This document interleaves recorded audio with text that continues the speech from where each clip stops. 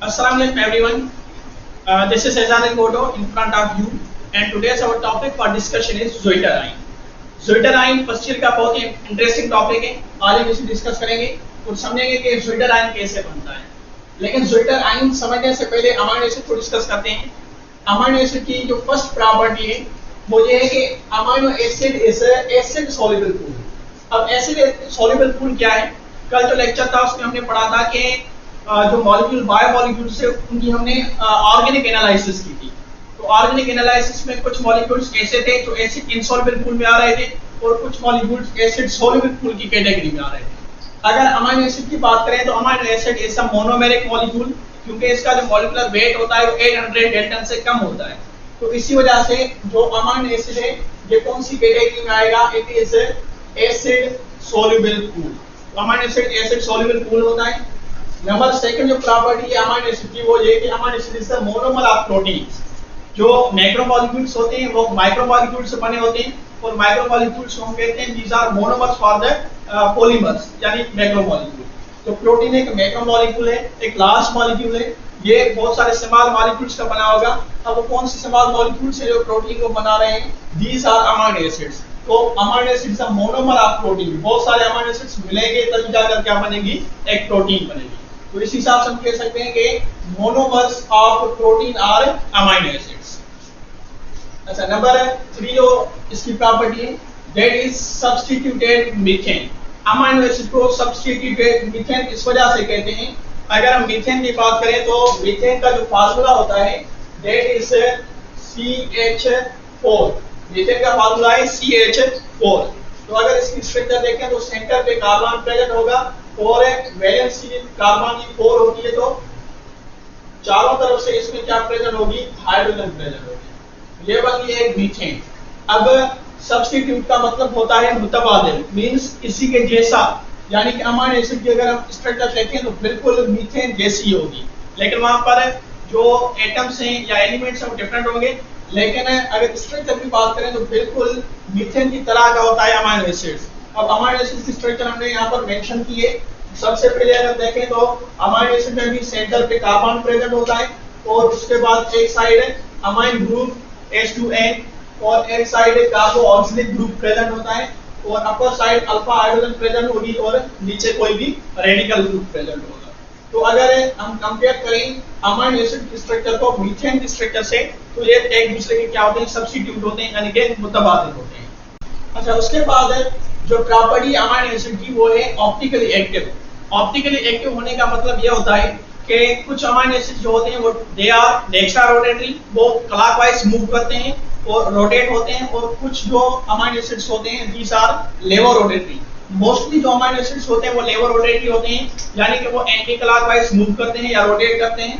अब optically active होना यानी ऑप्टिकली एक्टिव और इनएक्टिव होना किस चीज पर डिपेंड करता है? It depends upon chiral carbon. ये हम जब कार्बोहाइड्रेट्स पढ़ेंगे तो उसमें ये डिस्कस करेंगे। लेकिन फिलहाल ये है कि जो अमाइनो एसिड हैं these are active optically active, यानी कि लेवो रोटेटरी भी हो सकते हैं और डेक्स्ट्रा रोटेटरी भी हो सकते हैं, तो ये ऑप्टिकली एक्टिव है।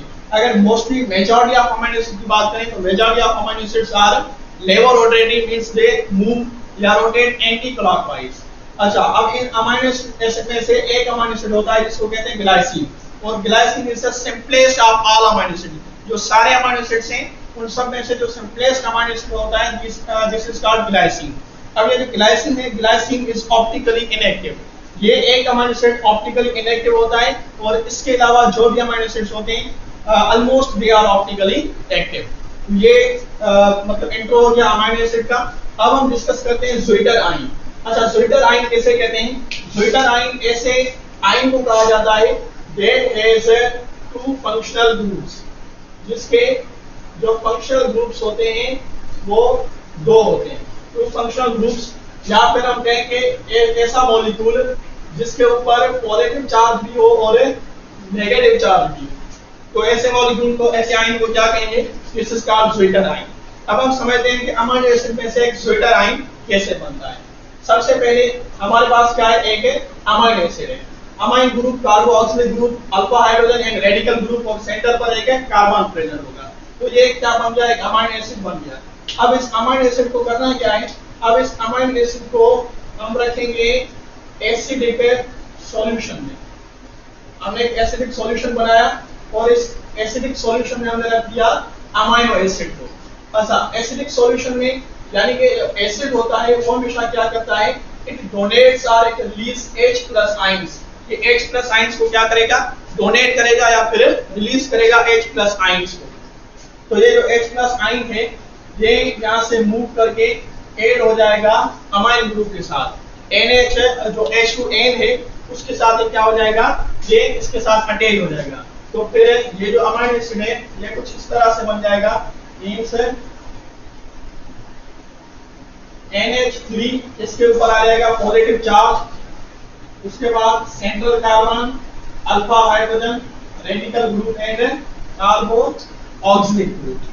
अब ये जो अमाइन एसिड था इसे हमने रखा एसिडिक सॉल्यूशन में। तो एसिडिक सॉल्यूशन में जो एसिड था उसने H+ आयंस को रिलीज किया।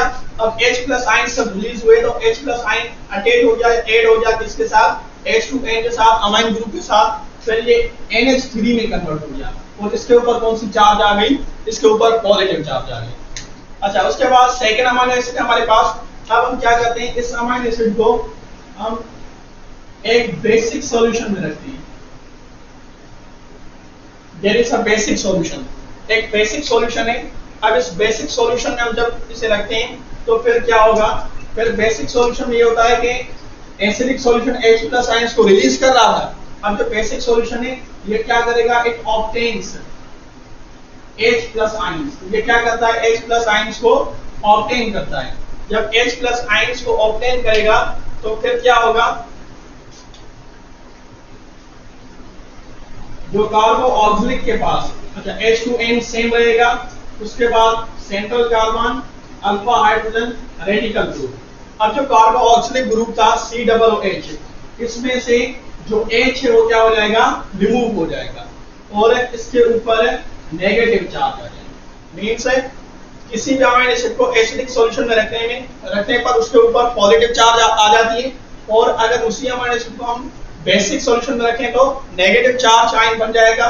अब अगर उसको हम रखते हैं एक ऐसे सॉल्यूशन में जिसको हम कहते हैं this is a iso electric solution, this is a iso electric solution. इसको या आइसो इलेक्ट्रिक सॉल्यूशन या आइसो इलेक्ट्रिक पीएच के अंदर रखते हैं, जिसको शॉर्टली हम कहते हैं PI, यानी कि pH ऑफ आइसोइलेक्ट्रिक सॉल्यूशन में। अब इस सॉल्यूशन में क्या होगा कि इस सॉल्यूशन में जो मतलब ये अमाइनो एसिड है इसमें होगा intra molecular transfer of protons. अब जो प्रोटॉन्स हैं वो क्या करेंगे, ये जो प्रोटॉन्स हैं ये protons intra molecular transformation show करेंगे, यानी कि किसी मॉलिक्यूल के अंदर ट्रांसफॉर्मेशन होगी किस चीज की, प्रोटॉन्स की। मींस सिंपली ये कि इसी अमाइनो एसिड के अंदर ये जो H है ये इधर से रिमूव होकर अमाइन ग्रुप के साथ अटैच हो जाएगा। ठीक है, फिर ये अमाइनो एसिड कैसे बन जाएगा, अमाइनो एसिड में जब H, ये वाला जो H है इधर ऐड हो गया, फिर ये बन जाएगा NH3 और इसके ऊपर आ जाएगा पॉजिटिव चार्ज। फिर सेंट्रल कार्बन, अल्फा हाइड्रोजन, इधर रेडिकल ग्रुप। अच्छा, फिर ये जो H था कार्बो ऑक्सिलिक ग्रुप से रिमूव हुआ था तो COOH इधर से रिमूव हो गया, तो इसके ऊपर कौन सी चार्ज आ जाएगी, इसके ऊपर नेगेटिव चार्ज आ जाएगी।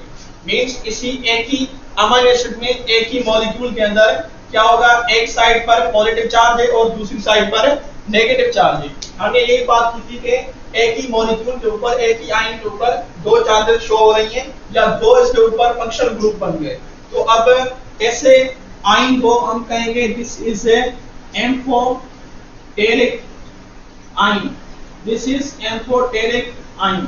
अब इस एम्फोटेरिक आयन को वेरी करेक्टली हम कह सकते हैं इट इज अ ज़्विटर। ये एक ज़्विटर आयन हो गया। ज़्विटर आयन उसी को कहते हैं जब मींस है एक मॉलिक्यूल है, एक मॉलिक्यूल के अंदर दो फंक्शनल ग्रुप प्रेजेंट हो या फिर एक ही मॉलिक्यूल के अंदर दो चार्जेस हो, एक साइड पॉजिटिव चार्ज और एक साइड नेगेटिव चार्ज। तो ऐसे एम्फोटेरिक आयन को ज़्विटर आयन कहा जाता है।